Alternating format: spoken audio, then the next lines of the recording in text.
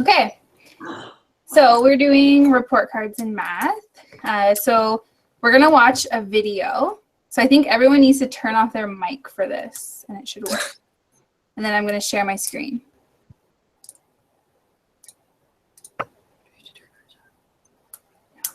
Okay, is everyone ready? Mic's off? Yeah.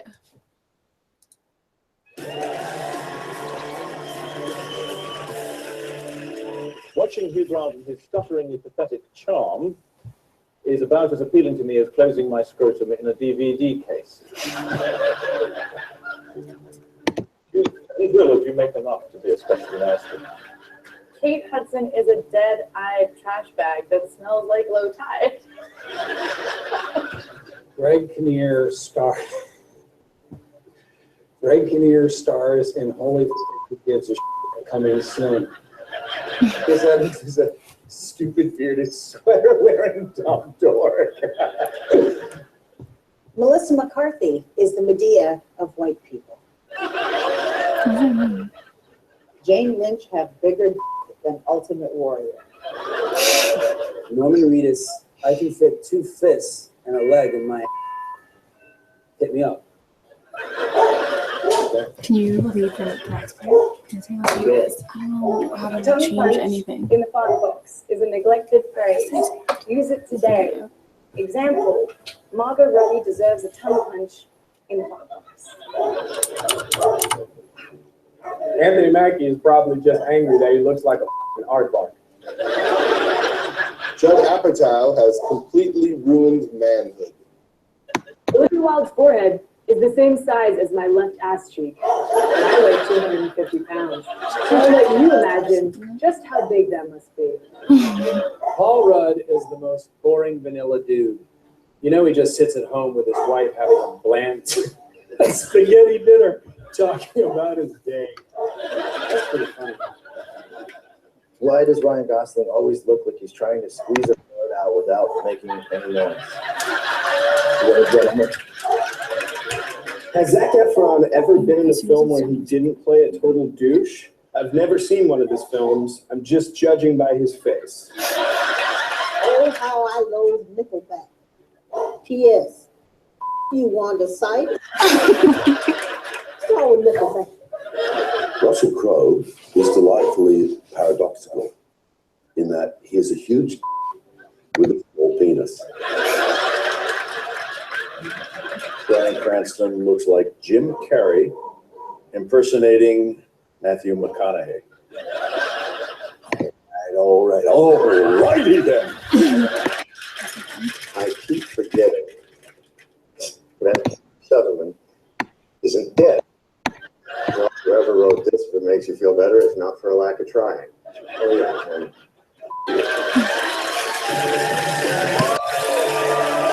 If that gross, ratty old man, George Clooney, can find. Okay. So now those are kind of examples of what would be considered bad comments on something or mean, even though they were funny. So now we want to create your own, this is kind of like our icebreaker activity, create your own like mean tweet or mean report card comment and share it with the group. Something you wouldn't say to your students. You can also turn your mics back on now.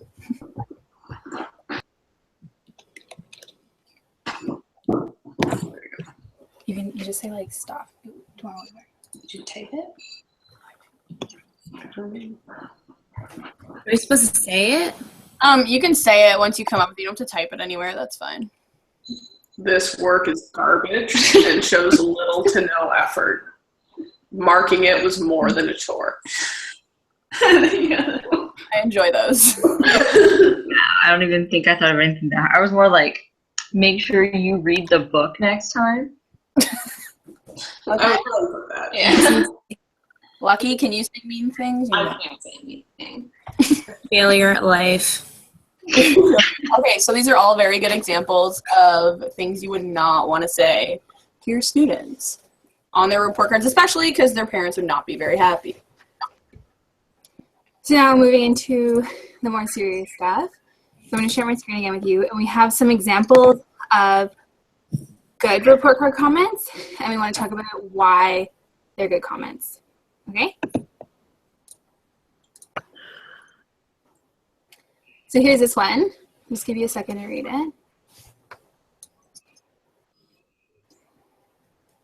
This isn't about like Nadine, this Nadine, right? Oh, we just used the name in the example of this because we had to take out student names. But yeah, you read the first line and you think that hurts my feelings.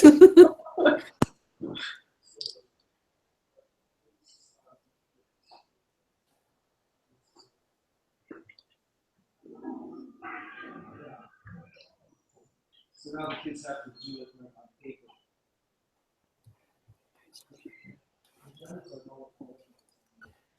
Okay, so you can find that there's a link at the bottom of the handout on Sakai, but now we just want to talk about it. So what were some good things about that comment? It started off positive. Yeah, starting off positive. Anything It else? also hit on all the different learning skills and work habits. Like it brought them in some way. Yeah, so very specific feedback. It offered areas for improvement for her. Yeah. Anything else? Some other things we noted is it comments about behavior rather than personality. And it used the name, so it was personal. Does anyone know what kind of level this would be for? Any ideas? Like what grade or like what mark? Like Like what level? 1, 2, 3, or 4? Like Yeah. what level do you think this student gets for their, like, I guess learning skills and work habits are assessed differently, right? Like with G and E. Probably between like a 3 and a 4, I would think. Yeah, so that's what we thought as well, like a good, satisfactory. Okay, so we've got another one now. All right, we'll share the second one with you. It's another learning skills and work habits. We're just going through these first, just as some quick examples before we start diving specifically into some math card comments. So we'll give everybody a minute to read through this.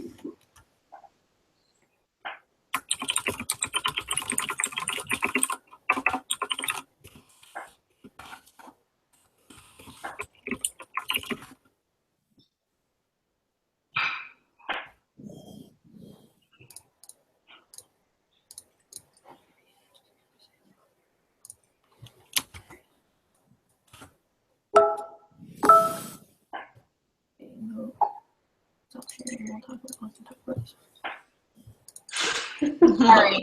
So, what are our thoughts on this one? What's I enjoyed it. enjoyed it? Why did you enjoy it? I like the part where you said controlling emotions. no, where you said that this is the first time that he's done well in all the subjects.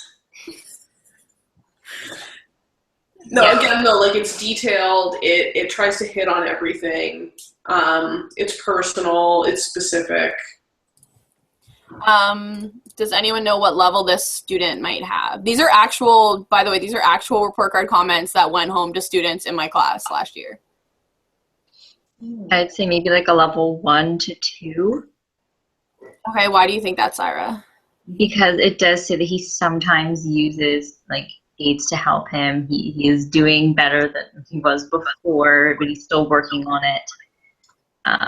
It talks mostly about his like feelings towards school, so it's sort of like he may not be doing so well in his grades, but talking about how he's feeling at school can also be just another positive way to address this situation to his parents. This actually was a level 4 student, the highest in the class. He needs a lot of work. That's why it says he was really proud of his work for all of his subjects, because English was something he was struggling with in like previous years, I guess language. So he was pretty proud that he got a really good language mark.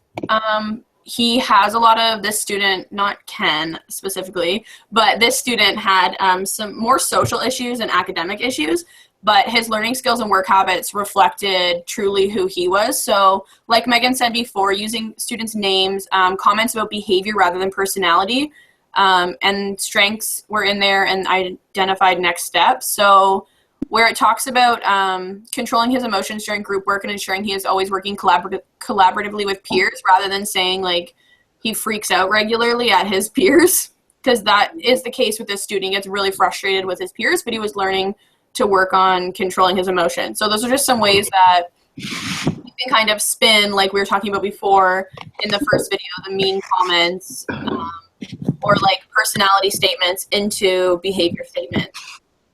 And even though he did really well in his, like, he got an excellent, there's still next steps that can be identified. Okay, so now we're going to move into math specific comments. So I'll give everyone a second to read this, and we're going to talk more specifically about the math language and writing math report card comments.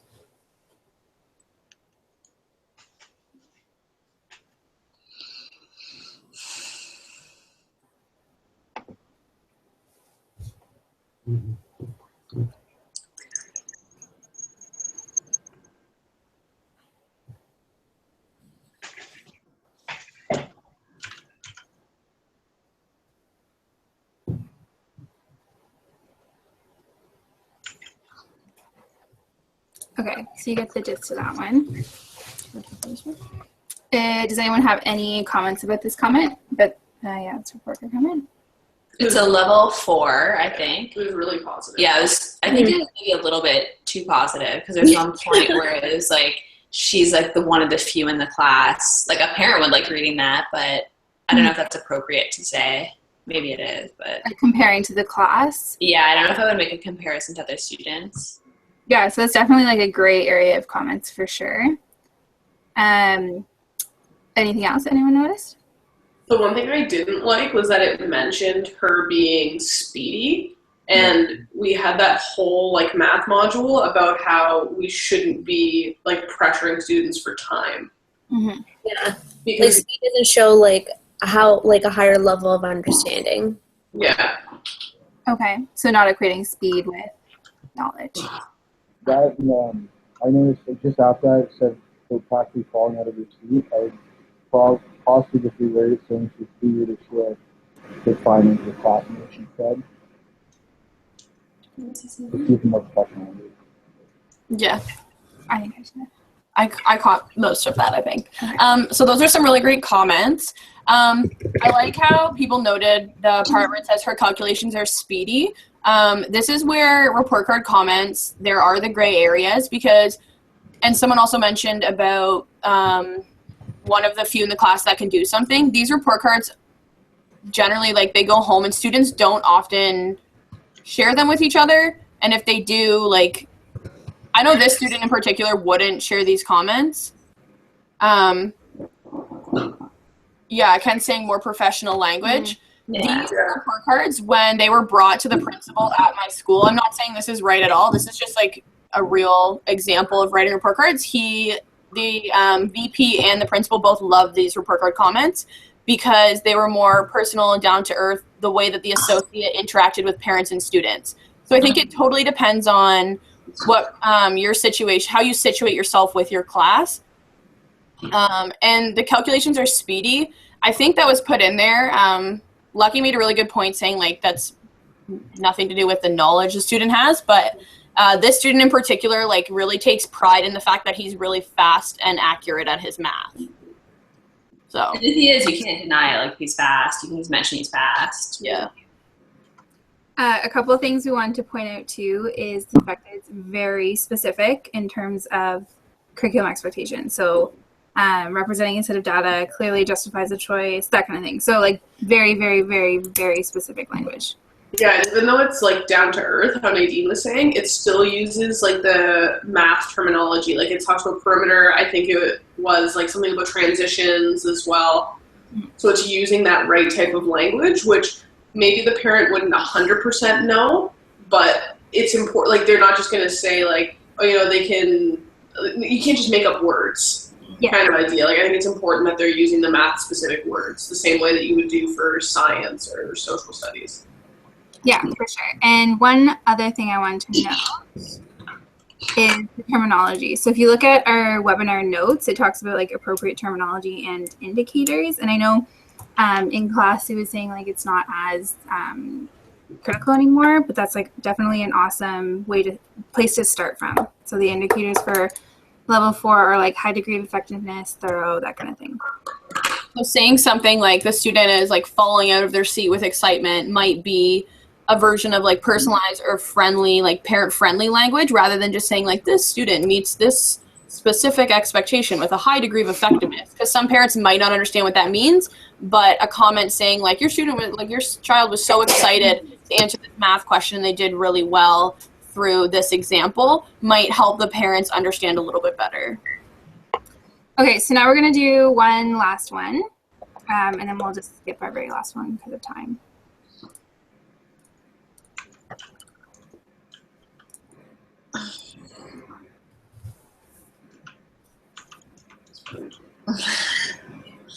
And I'll be nice.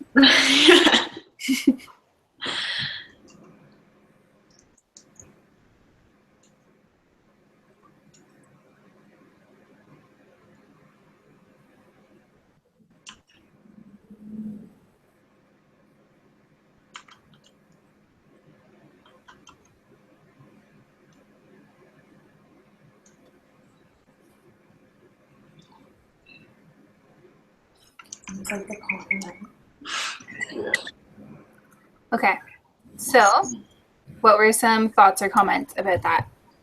That one is like one of the classic like compliment sandwiches. It goes like a positive, then something she needs to work on, and then ends on a positive note, which is kind of like how we're encouraged to do them. Yeah, exactly. So having a lot of positive language, and the areas she's struggling with are not emphasized, but they are included in the comment. Mm-hmm. And it doesn't say anything like she's good at this, but it's like the way she struggles to work on and stuff like that. Sorry, you cut it. Could you repeat your comment? What? Could you repeat your comment? Like, cut out. Oh no. Okay. How when they were saying the not so great stuff, it wasn't like, oh, she sucks at this or she's really bad at this. It was more so she needs to improve on this or she struggles doing this. Yeah, exactly. And again, it was really, really, really specific about what she struggled with. So like she needed reminders to put the ruler at the 0 line before counting, stuff like that. What level do you think this comment is for? Oh, like a level 3? 2? I was thinking 2. Yeah, so this student, you guys are right, was a level 2, but her grades, so she was an IEP student with modifications, so she used anywhere from the grade 3, 4, or 5 curriculum and a little bit of the grade 6, because these are grade 6 report card comments.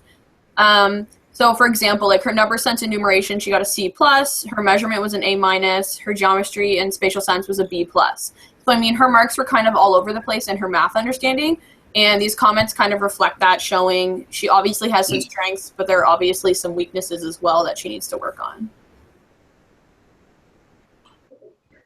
Any other questions or comments about this one? Okay. Should we start this one? Got time. Yeah, do it. Okay, we're going to do the last one because that was so quick. So here we go. You guys are speedy.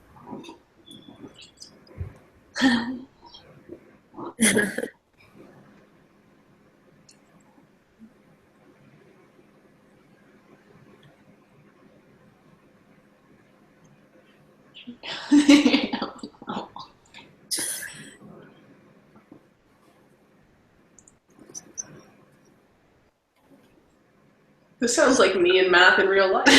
Oh, we know. We modeled it directly after you, Danielle. That makes sense.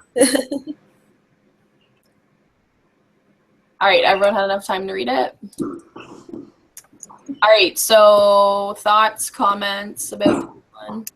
Probably a level 1 or 2. I was thinking level 1. Yeah, level 1. This is the definition of cyberbullying. What makes you think it's a level 1? There was the one part where it talked about like the consistent repeating and how Danielle, the person needs a couple of prompts and stuff like that. So just, I feel like the student needs a lot of teacher presence there and is kind of. Does that mean though that she would get a level 1 in math, or is that more of a learning skills and work habits? I could even see the student though being on like some sort of like modification or accommodation, like perhaps having an IEP, or maybe having the what is the teacher in the classroom for math, like that. Like this is what I see that kind of student doing, like needing that extra bit of help, needing those reminders, not really being able to like retain the knowledge, or at least apply it. Those are great comments. This was actually a level 2-3 student at grade level, though. So the other one we just saw was an IEP student, so they weren't at grade level for math. But those are great comments, though, about like the struggling with their learning skills and work habits. Like Danielle was saying, this student, like she could have actually used an IEP, but she was kind of in that gray area where she wasn't weak enough to really qualify for one, but she also put in minimal effort at all times. The least amount of work she could do was the best, and the more time she could spend on Musical.ly on her phone was better. So this is where a lot of her struggle in pretty much every subject area was coming through. So through this like report card comment, it's trying to, like, I think, encourage her a little bit more in her math than discourage her from it. But Danielle's right in saying that she definitely could use some one-on-one attention, as evidenced by these comments. Any other comments, questions? So we have a wrap-up activity. It is a Google form, so I'll share my screen and you guys can submit. And just a reminder, so the slide deck with our like comments at the bottom it's linked to it in our webinar notes, so you can always like check back if you want to. I'll send the link in the chat. Oh yeah, I'll send the link in the chat. That's good to do. That's our wrap-up activity. Does anyone have any closing questions or remarks? What you guys think is? Well done. Thank you.